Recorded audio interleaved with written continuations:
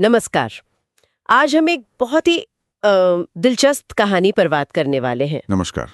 हाँ, एक ऐसी कहानी जो भक्ति, सेवा और गुरु की दृष्टि से जुड़ी है। बिल्कुल। हमारा स्रोत है भक्तमाल, पंखा, शिष्य और गुरु की दृष्टि से जुड़ा एक वृत्तांत। और हम आज ये समझने की कोशिश करेंगे कि कैसे एक बहुत ही अप्रत्याशित घटना ने श्री नाभादास जी को भक्तमाल जैसा इतना महत्वपूर्ण ग्रंथ लिखने के लिए प्रेरित किया। हाँ, और ये सवाल भी कि क्या वाकई एक साधारण सा पंखा, वो भी हजारों मील दूर, किसी की जान बचा सकता है। ये सुनने में ही कितना रोमांचक लगता है। तो चलिए इस पूरी कथा में थोड़ा गहराई से उतरते हैं। जरा सोचिए, एक गुरु है गहरे ध्यान में लीन। हाँ, और उनका सेवक पूरी श्रद्धा से उन्हें पंखा झल रहा है। बिल्कुल। और फिर अचानक वही पंखा एक डूबते जहाज को बचा लेता है। ये कोई मनगढ़ंत किस्सा नहीं है। ये श्री नाभादास जी के जीवन की वो घटना है जिसने भक्तमाल की नींव रखी। तो कहानी की शुरुआत होती है स्वामी श्री अग्रदेव जी महाराज से। जी, जो अपने आराध्य देव श्री सीताराम जी के ध्यान में पूरी तरह से कह सकते हैं मग्न थे, बाहरी दुनिया से एकदम कटे हुए। और उनके बिल्कुल पास उनके सेवक श्री नाभा जी बड़े प्रेम से बहुत धीरे धीरे पंखा झल रहे थे। हाँ, ध्यान ये था कि गुरुदेव की शांति भंग न हो। ये सिर्फ एक शारीरिक क्रिया नहीं थी, ये सेवा का एक गहरा भाव था। एकाग्रता और समर्पण का भाव। बिल्कुल। ये गुरु की साधना में एक तरह से सहयोगी बनने की कोशिश थी। लेकिन तभी इसी शांत माहौल में एक पुकार उठती है, हजारों मील दूर से, समुद्र के बीच से। हाँ, बताया जाता है कि स्वामी श्री अग्रदेव जी का ही एक शिष्य था, शायद कोई व्यापारी। अच्छा। उसका जहाज एक भयानक भंवर में फंस गया था। बचने की कोई उम्मीद नहीं दिख रही थी। ऐसी स्थिति में तो इंसान भगवान को ही याद करता है या अपने गुरु को। सही कहा। और उसने भी वही किया। पूरी आतुरता से, पूरे विश्वास से अपने गुरु श्री अग्रदेव जी महाराज को पुकारा, मदद मांगी। और कहते हैं ना, सच्चे दिल की पुकार पहुंचती है। हाँ, कहते हैं वो पुकार इतनी तीव्र थी कि यहाँ ध्यान में लीन गुरुदेव का मन भी थोड़ा विचलित हो गया। उनके मन में जो श्री सीताराम जी की मानसी सेवा चल रही थी, उसमें एक क्षण के लिए बाधा आई। तो ये मानसी सेवा क्या होती है, थोड़ा इस पर बताएंगे? हाँ, मानसी सेवा मतलब मन ही मन में अपने इष्ट की सेवा करना, जैसे उनका श्रृंगार करना, उन्हें भोग लगाना, ये सब मन के स्तर पर। अच्छा, यानी ये भक्ति का एक बहुत ऊंचा स्तर है। जी। और यहीं पर श्री नाभा जी की भूमिका आती है। वो सिर्फ शरीर से वहां नहीं थे, उनका मन भी गुरु की सेवा में पूरी तरह लगा हुआ था। अच्छा, उनकी चेतना इतनी जुड़ी हुई थी गुरु से। हाँ, कि उन्होंने तुरंत महसूस कर लिया कि गुरुदेव की इस आंतरिक, इस मानसी सेवा में कोई रुकावट आई है। ये अपने आप में ही बड़ी बात है। बिल्कुल। और फिर उन्होंने जो किया वो तो तर्क से परे है। क्या किया उन्होंने? कथा कहती है कि श्री नाभा जी ने उसी पंखे से, जिस पंखे से वो हवा कर रहे थे, हाँ, उसी पंखे की हवा से, या कहें अपनी संकल्प शक्ति से, हजारों मील दूर उस फंसे हुए जहाज को भंवर से बाहर निकाल दिया। क्या? पंखे की हवा से? हाँ। ये कैसे हो सकता है? सुनने में तो अविश्वसनीय ही लगता है ना? हाँ, बिल्कुल। आम समझ के हिसाब से तो ये चमत्कार है, लेकिन अगर हम भक्ति और योग की दृष्टि से देखें तो इससे शायद मानसी शक्ति या संकल्प शक्ति का प्रभाव कह सकते हैं।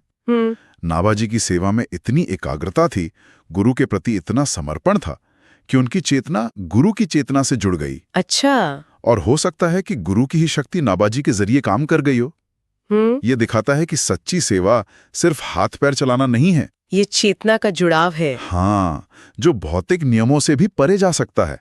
खैर, जैसे ही वो जहाज भंवर से निकला, श्री नाभा जी ने बड़ी ही सहजता से गुरुदेव से कहा। क्या कहा? उन्होंने कहा, प्रभु, वो जहाज तो पार हो गया, अब फिर से भगवान की सेवा में मन लगाइए, जैसे कुछ हुआ ही ना हो। अरे, गुरुदेव तो चौंक गए होंगे। वो ध्यान में विघ्न महसूस कर रहे थे और अचानक कोई कह रहा है कि कारण दूर हो गया। हाँ, उन्होंने आंखें खोली और पूछा, ये भी कौन बोला? तब श्री नाभा जी ने हाथ जोड़ के पूरी विनम्रता से जवाब दिया। क्या कहा? कहा, प्रभु, ये वही दास है जिसे आपने बचपन से अपना सीत प्रसाद देकर पाला है। देखिए, अपनी पहचान नहीं बताई, नहीं अपनी सिद्धि का कोई जिक्र किया, बस खुद को दास कहा। और सारा श्रेय गुरु की कृपा उस सीत प्रसाद को दिया। ये सीत प्रसाद का जिक्र भी बहुत खास है यहाँ। हाँ, ये क्या होता है? ये गुरु के भोजन के बाद बचा हुआ अन्न होता है, जिसे शिष्य बड़े आदर और श्रद्धा से प्रसाद के रूप में लेते हैं। अच्छा। हमारी परंपरा में मानते हैं कि इसमें गुरु की शक्ति, उनका आशीर्वाद, उनकी कृपा होती है। ये सिर्फ खाना नहीं, ये आध्यात्मिक ऊर्जा का स्रोत है। तो गुरुदेव श्री अग्रदेव जी ये सुनकर हैरान रह गए। जाहिर है उनके मन में सवाल आया होगा कि ये नाभा जो बाहर खड़ा है वो मेरी अंदरूनी मानसी सेवा में कैसे जान गया, और इतनी दूर का संकट इसने कैसे टाल दिया। पर वो सिद्ध गुरु थे, उन्हें समझने में देर नहीं लगी। वो जान गए कि ये सिर्फ नाभाजी की अपनी शक्ति नहीं है। तो फिर ये सालों से ग्रहण किए गए उस सीत प्रसाद का असर है, और उन पर जो संतों की कृपा रही है ये उसका फल है। अच्छा, ये गुरु शिष्य परंपरा की शक्ति है। हाँ, और कृपा कैसे काम करती है उसका एक जीता जागता उदाहरण था। और शायद उसी पल गुरु ने नाभाजी की असली क्षमता को पहचाना। बिल्कुल, उन्हें समझ आ गया कि इस विनम्र दिखने वाले सेवक के अंदर असाधारण आध्यात्मिक शक्ति छिपी है। और तब उन्होंने नाभाजी को वो ऐतिहासिक आज्ञा दी। क्या आज्ञा? उन्होंने कहा, नाभा, अब तुम्हारा काम सिर्फ ये पंखा झालना नहीं, अब तुम संतों के गुण, उनके स्वरूप, उनके चरित्र, उनके मन के भावों का वर्णन करो, इसे लिखो। अरे बाप रे, ये तो बहुत बड़ी जिम्मेदारी दे दी। किसी संत के जीवन के बारे में लिखना एक बात है, पर उनके मन के भावों को, उनकी भक्ति के रहस्यों को समझना और लिखना, हाँ, ये बहुत मुश्किल काम है। इसीलिए श्री नाभाजी पहले तो हिचकिचाए। स्वाभाविक है। उन्होंने बड़ी विनम्रता से कहा, गुरुदेव, मैं रामकृष्ण की लीलाएं तो गा सकता हूँ, जैसा सुना है सीखा है, पर संतों की भक्ति तो बहुत गहरी होती है, उनके मन के रहस्य मैं कैसे जानूंगा, मैं इसके लायक कहाँ। ये उनकी ईमानदारी भी दिखाता है और विषय के प्रति सम्मान भी। सही कहा। लेकिन गुरुदेव ने उनका डर दूर किया। उन्होंने भरोसा दिलाया। क्या कहा उन्होंने? उन्होंने कहा, नाभा, चिंता मत करो। जिन भगवान और संतों की कृपा से तुम्हें ये दृष्टि मिली कि तुम मेरी मानसी सेवा देख सको, दूर के जहाज को बचा सको, हाँ, वही संत खुद तुम्हारे हृदय में प्रेरणा बनकर आएंगे और अपनी भक्ति के रहस्य तुम्हें बताएंगे। तुम्हें बस माध्यम बनकर लिखना है। वाह, क्या अद्भुत आश्वासन था। ये सुनकर तो हिम्मत आ ही जाएगी। निश्चित रूप से। और गुरु की इसी आज्ञा, इसी प्रेरणा और इसी भरोसे के कारण ही भक्तमाल जैसा महान ग्रंथ लिखा गया, जो मध्यकालीन भक्ति आंदोलन का एक तरह से आईना बन गया। हाँ, और संतों का एक प्रमाणिक इतिहास। चलिए अब इस कहानी के कुछ पहलुओं पर थोड़ा और सोचते हैं। सबसे पहले तो ये पंखे वाली घटनाएं, ये हमारे रोज के अनुभव से, हमारे तर्क से बिल्कुल मेल नहीं खाती। सही है, ये हमें सोचने पर मजबूर करती है कि क्या दुनिया वैसी ही है जैसी हमें दिखती है, या इसके परे भी कुछ है। ये घटना, जैसा हमने कहा, मानसी सेवा और संकल्प शक्ति को सामने लाती है। ये बताती है कि चेतना की शक्ति शायद भौतिक सीमाओं को पार कर सकती है। भक्तमाल में भी तो ऐसे कई किस्से हैं ना, संतों के जीवन से जुड़े चमत्कार। हाँ बिल्कुल, भक्तमाल में अक्सर ऐसी घटनाओं का जिक्र मिलता है जो सामान्य नियमों से परे लगती हैं। ये कहानी मानो भक्तमाल की उसी मूल भावना का एक बीज है कि सच्ची भक्ति से ऐसी शक्तियां मिल सकती हैं। हाँ, या यूं कहें कि आंतरिक शुद्धि और भक्ति बाहरी दुनिया को भी प्रभावित कर सकती है। ये सिर्फ कहानी नहीं, ये एक सिद्धांत का उदाहरण है। तो ये घटना सिर्फ एक चमत्कार नहीं, बल्कि भक्ति मार्ग के एक सिद्धांत को दिखाती है। हाँ, मुझे ऐसा ही लगता है।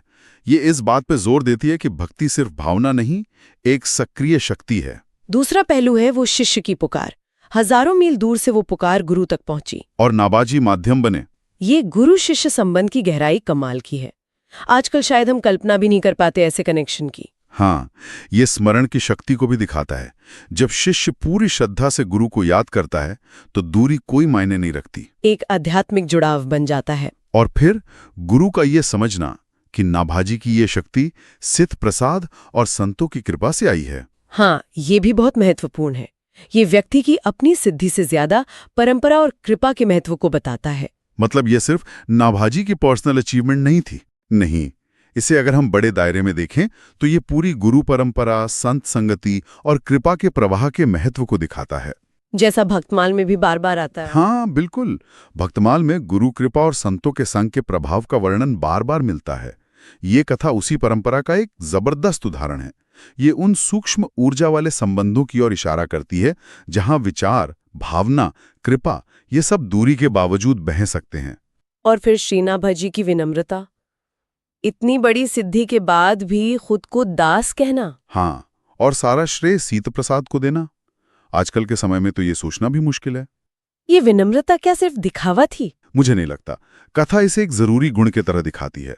शायद इसी गहरी विनम्रता ने, अहंकार न होने ने उन्हें उस दिव्य ज्ञान को पाने का पात्र बनाया।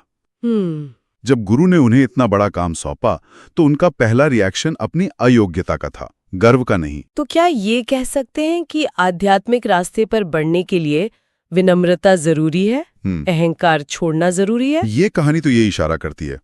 भक्तमाल में भी जिन संतों का वर्णन है उनमें अक्सर गहरी विनम्रता दिखती है, अहंकार का ना होना। अच्छा, ये कहानी जैसे स्थापित कर रही है कि बड़ी आध्यात्मिक उपलब्धि या ईश्वर की प्रेरणा अहंकार से मुक्त दिल में ही उतरती है।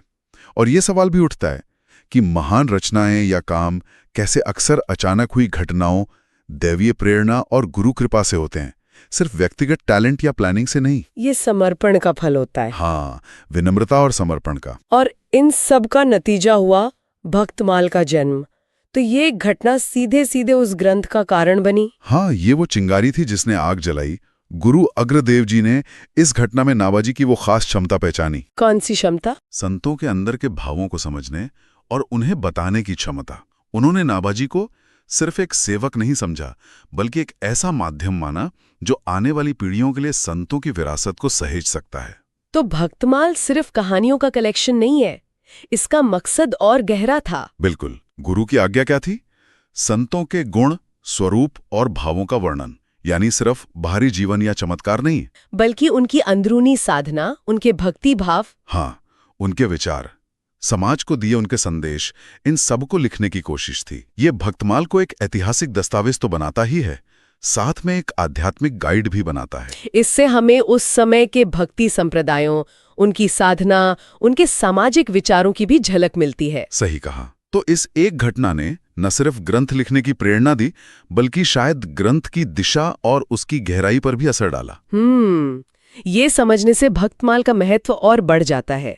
ये सिर्फ किस्से कहानियों की किताब नहीं है, ये एक दिव्य प्रेरणा और एक गंभीर उद्देश्य का नतीजा है। बिल्कुल, निश्चित रूप से। तो आज की इस बातचीत से जो खास बातें निकल कर आईं, वो ये हैं कि शीरा नाभादास जी की अपने गुरु के लिए जो गहरी सेवा थी, हाँ, अटूट सेवा और चेतना का जुड़ाव, और उधर वो संकट में फंसे शिष्य की सच्ची पुकार, और गुरु श्री अग्रदेव जी की पारखी नजर और उनकी प्रेरणा, इन सब चीजों ने मिलकर भक्तमाल जैसे महान ग्रंथ की नींव रखी। हमने देखा कि कैसे मानसी सेवा और संकल्प शक्ति भौतिक दुनिया की सीमाओं को लांघ सकती हैं, कैसे गुरु शिष्य का संबंध और स्मरण की शक्ति दूरी मिटा सकती है, और कैसे सीथ प्रसाद जैसी परंपरा भी कृपा पहुंचाने का जरिया बन सकती है। और सबसे बड़ी बात, विनम्रता कैसे ज्ञान पाने का दरवाजा खोल सकती है। हाँ, ये कहानी हमें सिखाती है कि भक्ति, सेवा और कृपा के रास्ते पर साधारण दिखने वाली चीजें भी असाधारण नतीजे दे सकती हैं। एक पंखा, एक विनम्र सेवक, इनकी कहानी हमें बहुत कुछ सोचने पर मजबूर करती है। बिल्कुल, ये भक्ति मार्ग की गहराई और उसके संभावनाओं का एक अलग ही नजारा देती है। हाँ। और जाते जाते ये कहानी हम सबके लिए एक सवाल छोड़ जाती है। क्या सवाल? कि हमारी अपनी जिंदगी में, हमारी रोजमर्रा की भागदौड़ में प्रेरणा के या शायद दिव्यता के ऐसे कौन से स्रोत छिपे हो सकते हैं जिन्हें हम देख नहीं पा रहे हैं, जिन्हें हम अनदेखा कर रहे हैं। सोचने वाली बात है।